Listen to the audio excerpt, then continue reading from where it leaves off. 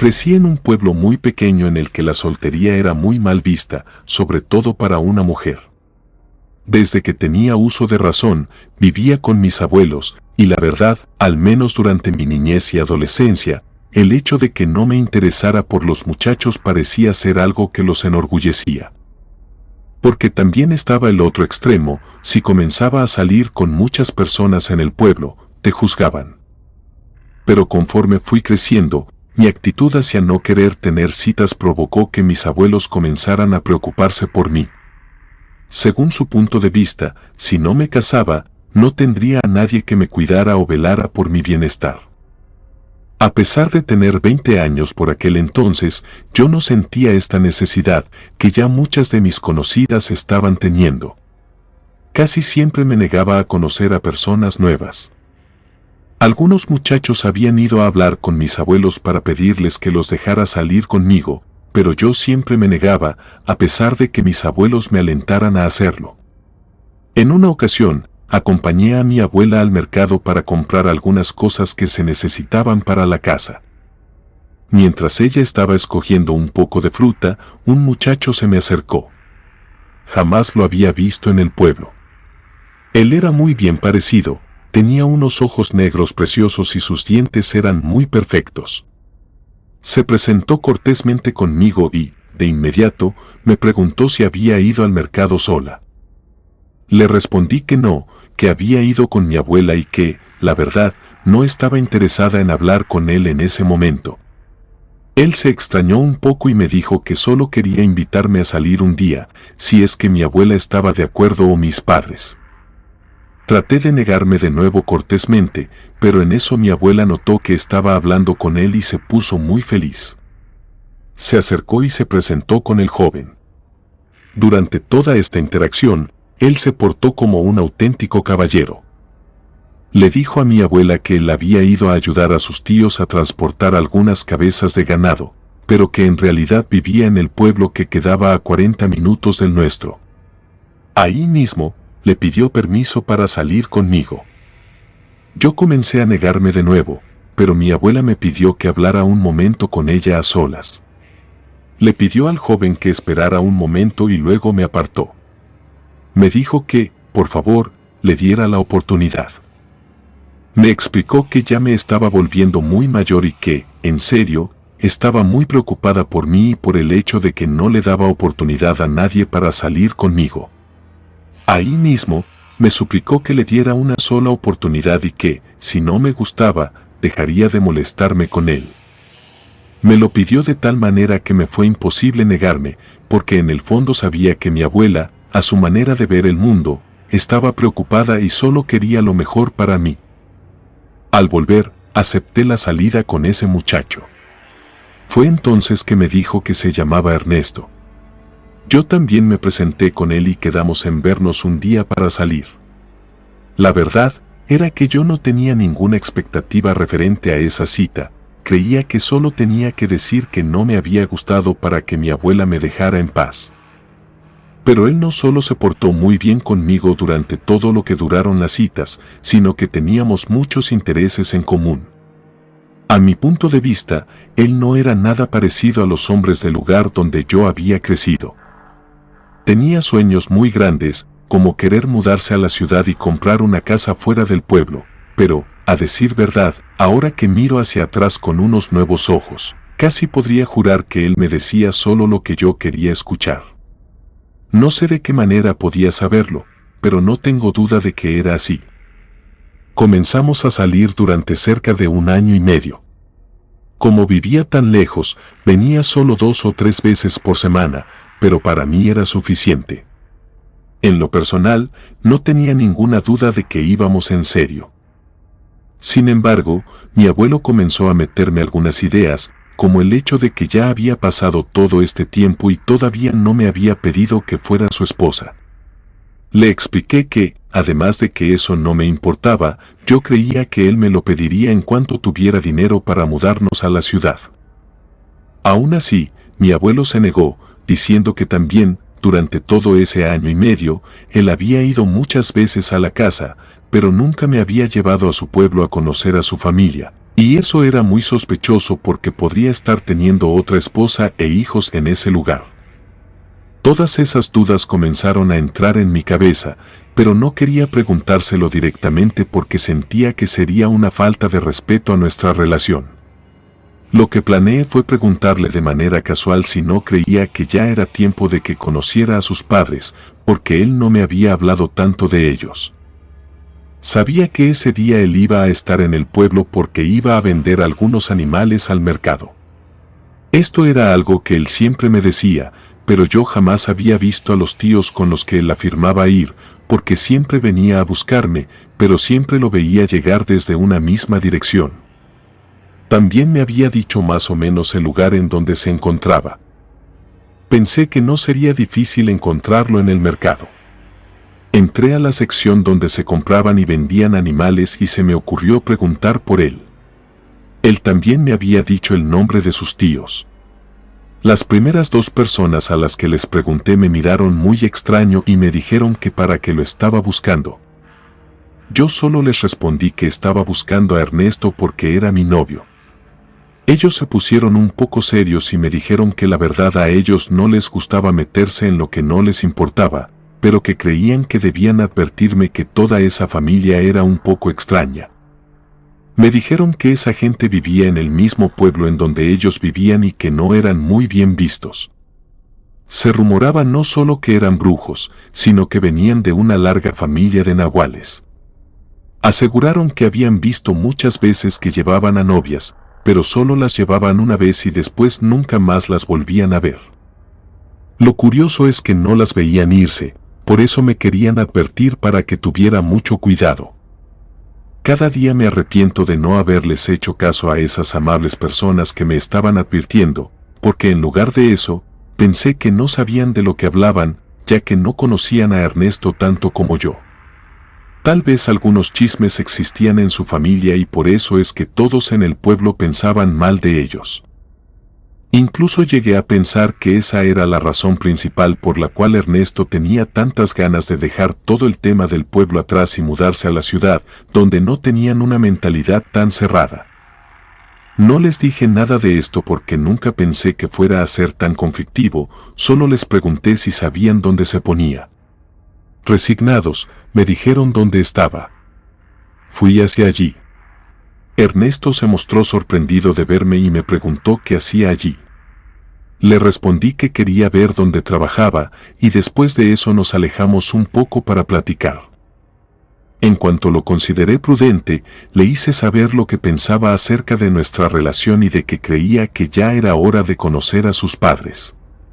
Él sonrió, parecía muy satisfecho con lo que le estaba pidiendo y me dijo que sí, pero que tenía que esperar una semana porque debía hablar con su mamá para que ella preparara todo para mi llegada.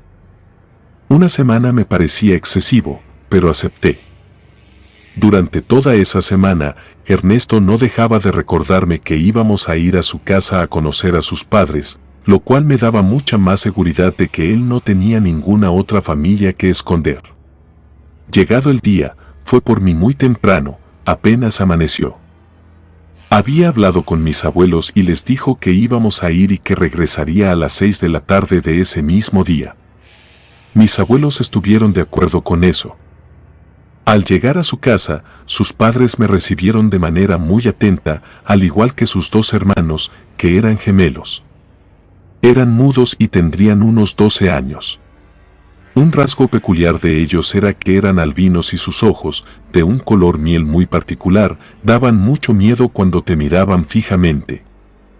Traté de ser casual al respecto para no incomodar a nadie, pero es algo que recuerdo bien, fue una de las primeras cosas que me hizo sentir que todo era muy raro. Por esos lugares, habían preparado mucha comida para hacerme sentir bienvenida, o al menos eso me dijeron. Me contaron que él les hablaba de mí todo el tiempo y que, por lo que parecía, yo era una muchacha adecuada para él. Me sentí halagada por eso. Comenzamos a comer y la comida era, no sé cómo describirla más que deliciosa. Era adictiva, no sabía mal, pero tampoco era espectacular, y aún así no podía dejar de comer, aunque quisiera. Yo nunca comía tanto, pero esa vez me servía hasta 5 platos. Estábamos platicando cuando la madre de él me dijo que estaba muy feliz de ser abuela. Se me hizo raro, ya que sus hermanos eran muy jóvenes y aún en un pueblo tan pequeño como ese, no era común que los niños tuvieran hijos pronto. Me di cuenta de que se refería a mí, pensé que hablaba de un futuro, pero mientras seguía hablando, me di cuenta de que hablaba como si yo ya estuviera embarazada, lo cual era imposible. Llevábamos varios meses de salir, él y yo no habíamos hecho nada todavía, yo quería esperar hasta el matrimonio. Comencé a sentirme incómoda, pues no sabía qué les había dicho él. Lo miré esperando alguna explicación, pero ni siquiera me volteó a ver. Continuó comiendo como si la conversación de su madre fuera lo más normal del mundo. Me levanté, diciendo que iría al baño un momento. Mientras salía del baño, comencé a sentirme muy rara. Algo en mi vientre empezó a dolerme de tal manera que no podía mantenerme en pie. Caí de rodillas, sosteniéndome el abdomen, pensando que me desmayaría en cualquier momento. Eso fue lo que pasó. Perdí la conciencia por el dolor tan intenso que estaba sintiendo. Cuando desperté, estaba en una cama. Tenía los brazos y los pies atados, y solo estaba cubierta por una manta negra. Comencé a gritar y a pedir ayuda, pero por más que grité hasta que mi garganta me dolió, no sentía que nadie me estuviera escuchando. Después de todo, la casa de este hombre estaba alejada de todos en el pueblo, era casi como si nadie quisiera construir alrededor de ellos. Empecé a sentirme cada vez más desesperada. Pasó más o menos una hora antes de que esos dos gemelos entraran en la habitación. Se quedaron viéndome durante un rato y luego se voltearon a ver. Sé que esto sonará como una locura, pero hasta el día de hoy puedo jurar que esos dos niños podían comunicarse telepáticamente entre sí. Después de mirarse, ambos salieron corriendo del cuarto y poco tiempo después entró la madre del hombre que yo creía hasta ese momento era el hombre de mis sueños. Se veía muy calmada, casi como si todo fuera lo más normal, a pesar de que yo comenzaba a gritar y a tratar de liberarme de las ataduras, rogándole que me dejara ir. Jurándole, le dije que nada había pasado entre su hijo y yo, y que no había manera de que yo estuviera embarazada. Ella solo negó con la cabeza con cierta condescendencia, como si yo fuera demasiado tonta para entender cómo se queda embarazada a alguien. Volvió a decirme que no me preocupara por nada y que, si hacía todo lo que ellos me dijeran, me dejarían ir algún día, cuando les entregara al bebé que, según ella, llevaba dentro de mí. A pesar de que grité, lloré y traté de liberarme, todo fue inútil. Empezaron a pasar los días y ellos me traían muchos brebajes, diciéndome que eran solo tés para que el bebé creciera fuerte y sano. Yo les recordaba constantemente que no había ningún bebé dentro de mí, pero no estaban interesados en escucharme. Me obligaban a beber esos tés a la fuerza. Aquí es donde las cosas empezaron a ponerse mucho más raras. Y probablemente pensarán que fueron solo alucinaciones, pero les aseguro por lo más sagrado que tengo que todo fue real.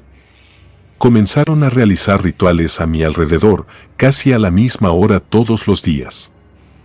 No podía saber si era de día o de noche porque todas las ventanas estaban bloqueadas. Ellos entraban y comenzaban a hacer rezos en un dialecto que no comprendía. Hasta el día de hoy no sé exactamente qué decían. Sobre mi vientre aplicaban algunas hierbas o barro y, en una ocasión, incluso encendieron algo que olía a alcohol, lo que me hizo pensar que era algún tipo de licor. Lo que más me impactó fue que prendieron fuego sobre mi cuerpo, pero no me dolió. No me lastimó, a pesar de que se veía la llamarada. Mi piel estaba normal. Después de que el fuego se extinguió, algo sí comenzó a crecer dentro de mi vientre. A los 5 meses, el estado de mi supuesto embarazo era tal que ya no era posible que permaneciera acostada todo el día. Comenzaron a dejarme andar por la casa y los alrededores, siempre acompañada por la madre o, en su defecto, por 2 enormes perros blancos de ojos color miel. Estos perros, que no vi cuando llegué, ahora me seguían a todas partes. Eran muy conscientes de todo lo que pasaba a su alrededor. no eran perros ordinarios. Hasta el día de hoy estoy convencida de que esos dos perros eran en realidad los niños albinos, porque nunca los veía juntos. O estaban los perros, o estaban los niños. Las similitudes entre ellos eran perturbadoras. Cada vez que intentaba alejarme, los perros me gruñían, se ponían frente a mí y me obligaban a regresar. Durante todo este tiempo, el hombre que me había llevado hasta ahí no me dirigía la palabra. Yo le pedía explicaciones, pero él siempre me ignoraba. Fue alrededor del mes 7 cuando finalmente se dignó a hablarme. Yo estaba en aquel cuarto, sin intención de intentar escapar, ya que los dos perros blancos estaban en la puerta. Él entró y me dijo que su madre le había pedido que me ofreciera un té. Yo, enojada, lo arrojé a una esquina y lo miré esperando que hiciera algo, pero no lo hizo. Lo único que me dijo en ese momento fue que lo perdonara. Me explicó que él no quería que las cosas fueran así, pero que, por desgracia, no tenía opción. Me dijo que yo había mostrado demasiado interés en él y que el tiempo se le estaba acabando. Afirmó que creía que yo era una persona muy buena y que, probablemente, si seguía comportándose, sería. Me dijo que no me preocupara, que el niño iba a vivir probablemente mucho más que él. Yo al instante le respondí que no me importaba lo que fuera aquello que crecía dentro de mí, porque no era mi hijo. Él me respondió que tampoco estaba muy seguro de que fuera suyo, que todo era muy confuso, pero de nuevo divagaba cuando decía estas cosas. Me gustaría poder contarles más detalles, pero lo que les estoy diciendo es exactamente lo que pasó. Él salió de la habitación y nunca más volvió a hablar conmigo durante todo el tiempo que estuve allí. Llegó el día del parto. El dolor fue insoportable. No puedo asegurarlo, pero me atrevería a afirmar que mi parto fue más doloroso que cualquier otro. Sentí que me desgarraban desde adentro. Cuando salió de mi cuerpo, lo miré por un momento. El bebé no lloró, solo me miró y después miró a los demás. Fuera de eso, era un bebé normal. Me refiero a que se veía como una persona y casi enseguida se lo llevaron. Poco tiempo después me dieron otro brebaje. Como ya estaba tan acostumbrada a hacer exactamente lo que me pedían, simplemente lo bebí y en cuestión de segundos me quedé dormida. Desperté a las afueras de mi pueblo, desangrándome. En todo el pueblo, yo nunca quise hablar al respecto por diferentes motivos y a pesar de que intenté irme debido a los chismes, no pude hacerlo. Me quedé allí por alrededor de 7 u 8 años más, durante los cuales casi no salía de mi casa. Solo me dedicaba a atender las labores del ganado y otras tareas. Una noche, mientras aseguraba los corrales de los borregos, comencé a escuchar algo. Era como un murmullo, pero no sabía de dónde venía. Entre más le prestaba atención, más me daba cuenta de que era un murmullo de un hombre adulto y un niño pequeño. Sin embargo, por más que miraba en diferentes direcciones, no podía ver de dónde provenían las voces. Cerré todo con mucha prisa y comencé a caminar lo más rápido que pude hacia mi casa. Corrí hacia ella, y mientras intentaba abrir la puerta, me giré de nuevo, pero no vi personas, solo 2 conejos de un tamaño mucho mayor que el de un conejo normal. Ambos tenían un pelaje gris y los ojos rojos, me miraban fijamente. Entré nuevamente a la casa, asustada, y los observé por la ventana. Aún seguían ahí, sentados. Creo que se quedaron allí unos 5 minutos antes de irse. Después comencé a verlos con frecuencia. Por miedo a que me tacharan de loca, estaba tan asustada que hice todo lo posible por irme del pueblo. Sin embargo, cuando intenté tener mis hijos y no pude, fui a un doctor. Él me dijo que no tenía matriz, que era como si me la hubiesen sacado. Comunidad de relatos de terror, quiero enviarles un gran saludo y agradecerles por todo el apoyo que le han brindado a este proyecto. Ya somos más de 20,000 suscriptores y nuestra próxima meta es llegar a los 21,000. Gracias por todo su apoyo. Si te gustó este relato, suscríbete activando la campanita de notificaciones, de esta manera estarías apoyando nuestro proyecto. Gracias por escucharnos. Relato escrito y adaptado por Lisa Hernández.